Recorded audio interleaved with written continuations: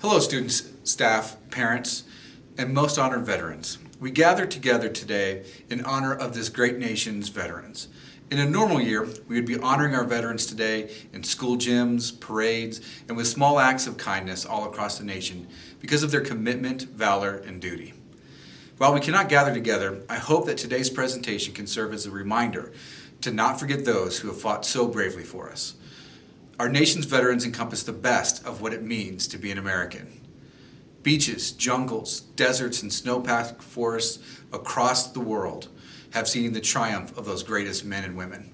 Our veterans have always been that shining beacon of freedom, casting their light across the globe.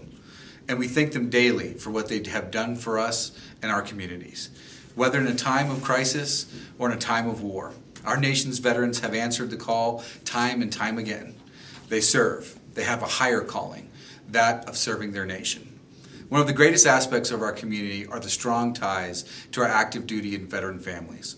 Their wealth of experiences, dedication, compassion, and bravery help to inspire the best in our students.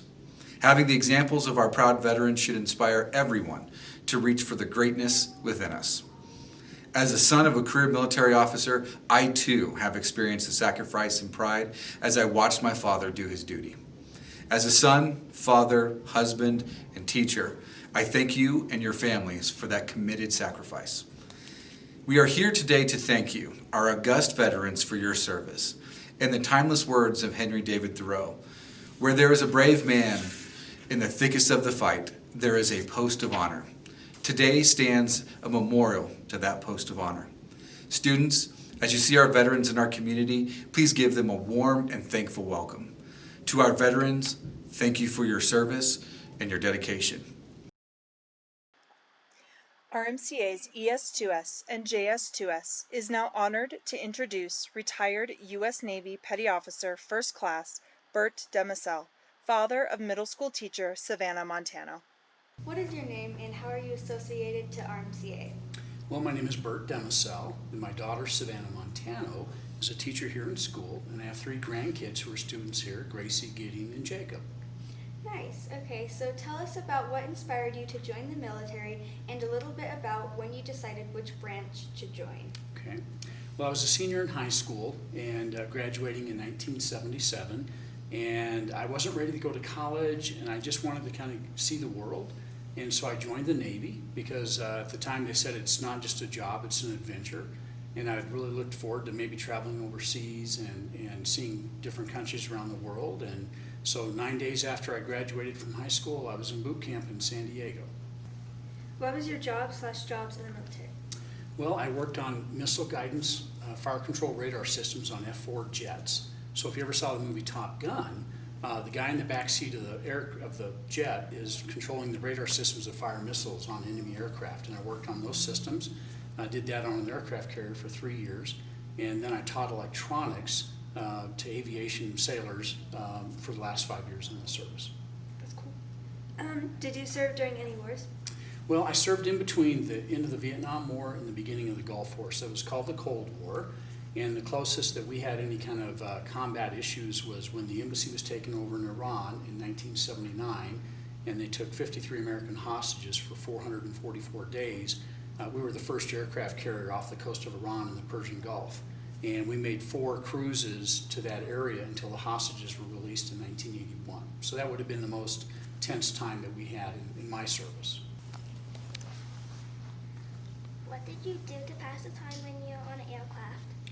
Well, when I was on the aircraft carrier, we worked 12-hour days, 7 days a week. So I would work the night shift from 8 p.m. in the morning till 8 at night till 8 in the morning. And when I'd get done, I'd go up on the flight deck and suntan up there sometimes, watch the flight operations on the flight deck.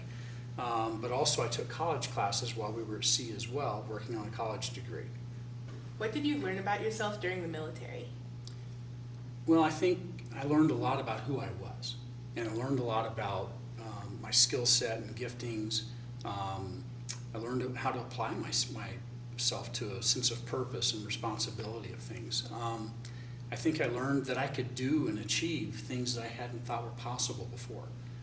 In many ways, the exposure of my time in the service and the countries that we visited in and the places I served kind of opened up my mind to greater possibilities. And so I learned a lot, and it really set me up for the rest of my career after my military time. And how did you stay in touch with your friends and family back home while you were serving? Well, that was difficult. We were in Japan from 1979 to 1982. We didn't have cell phones, there was no email, so mostly it was by writing letters. My wife and I were married. She was in Japan while I was on the aircraft carrier at sea a lot of the times, so we wrote letters to each other every day. We recorded messages on cassette tapes and would send those in the mail. But usually once a year or so we'd talk on the ham radio between Japan and wherever the ship was in the Indian Ocean. And it was kind of awkward because all the phone calls were like, you know, I love you, over, and then she'd say something and you have to say over after every message. But we got to at least communicate. So even back to our family in the United States, it was mostly by mail and the occasional phone call, but phone calls were very expensive at that time. Is there a particular story that stands out that you can share about perseverance or leadership? Yes. In July of 1980, when I'm on the USS Midway, this aircraft carrier, right, this is a model of it, CV-41, we had a collision with an oil tanker, with a tanker off the coast of Singapore. That it was at night at a darkened ship mode that came in. We were the third carrier hit in this area over a 3-year period. So it was during the Cold War. We felt like it was an intentional hit to us, but two men were killed in the liquid oxygen plant under here, and we had 8 aircraft that were lined up on this part of the flight deck that were just cut in half. And I was right underneath the aircraft, right below the flight deck, is where my shop was that I worked. And so that was a kind of a unique experience of just something you don't expect. I mean, just the sound of ripping and tearing metal, you know, and just the whole ship shaking and stuff during a collision. And then unfortunately these 2 men died in the liquid oxygen plant. Later on I found out that there was a fire in the compartment next door, and if that liquid oxygen is very, very flammable, and so if that would have ignited, it would have blown the ship in half and we would have sank. And so you just have to learn how to work through those things and to still do your job and to be ready for those things. So there's that part of that. During the same cruise, you know, we were off the coast of Iran during the embassy being taken over in Iran in 1979. And so, you know, 90 days at sea, I turned 21 years old. I had my first wedding anniversary, my first Christmas, New Year's, Valentine's Day, all these holidays with my wife. I'm in the Indian Ocean and she's back in Japan. We've missed all of those. But you just focus on your work and you do your responsibility and press through that. And so I was awarded the Sailor of the Month for the ship that month in February for that time for my service in that, which was, I guess that would be some kind of leadership in what I did there. That is very inspiring. Did you break any rules in training, and if so, did you get caught? If I did, it wasn't intentional. I can say that training in the military, no matter what branch you're in, is so important. It started in boot camp. You go to boot camp and they teach you how to fold your t-shirts, fold underwear, fold socks, all your clothes. And at first you think, who cares about that, whether this crease is right here or not? But it translates into learning attention to detail. Because later on, 3 years later, I'm on that aircraft carrier and I'm working on multi-million-dollar radar systems for a jet, and you have a pilot and a radar intercept officer who's relying upon that system to save their lives if they come into a dogfight with an enemy aircraft. And if I've not paid attention to detail or done my job right, they could lose their lives, and you lose a multi-million-dollar aircraft. So the training, you have to take it very seriously because people's lives are at stake. Did any of your military brothers and sisters play any pranks on you? Well, in the Navy, there's a tradition whenever a ship crosses the equator in the ocean, there's a shellback initiation. So if you've crossed it, you're called a shellback, and if you've gone through that initiation. If not, you're called a polywog. And actually, this initiation's been going on for probably close to 200 years, and it even goes in your service record. I mean, it's that official. So what they do is they store up food from the garbage from the chow hall for a couple of weeks, and they store it up in boxes, and this is planned for about 2 weeks, and the shellbacks rule the ship. And so if you're a polywog, you're like nothing. And they make you wear your clothes inside out. They spray you down on the flight deck with fire hoses, and you have to crawl through boxes of this garbage and stuff. And it's just it's a fun time of initiation. Sometimes they shave your head. And when I did it, the captain of the aircraft carrier was a polywog, and he was the first one to go through the line to be initiated as a shellback. And so that happens even to today, every time a carrier or any kind of Navy ship crosses the equator. That's awesome. And then, so another question is, did your time in the service help you obtain a career in the civilian world, and how did the military prepare you? Absolutely it did, because of learning responsibility and learning, working on multi-million-dollar aircraft and learning very important things. You had to be very attention to detail, because I was working on the radar system that if I made a mistake and that pilot is out in a dogfight with an enemy aircraft and they get shot down and lose their life because the radar system wasn't working right, I mean, I had that kind of responsibility on me, okay? But that also helped prepare me when I got out of the Navy to get a job with an engineering manufacturing firm because of my skill set in electronics. So it very much helped prepare me for a career. Do you think serving in the military helped you learn important life skills? If so, what are some life skills you found to be particularly important? Absolutely. Serving in the military really helped prepare me for a career after the military. I learned discipline. I learned the importance of being on purpose, doing something purposeful, and it just helped me mature and grow up. And so when I left the military, I relied a lot upon the training and the skill set that I had, and that just really helped me a lot. Can you describe how it felt returning home to the civilian life after you served? Mm-hmm.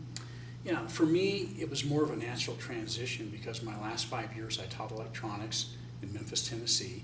And so it was a blended military time and a civilian time as well.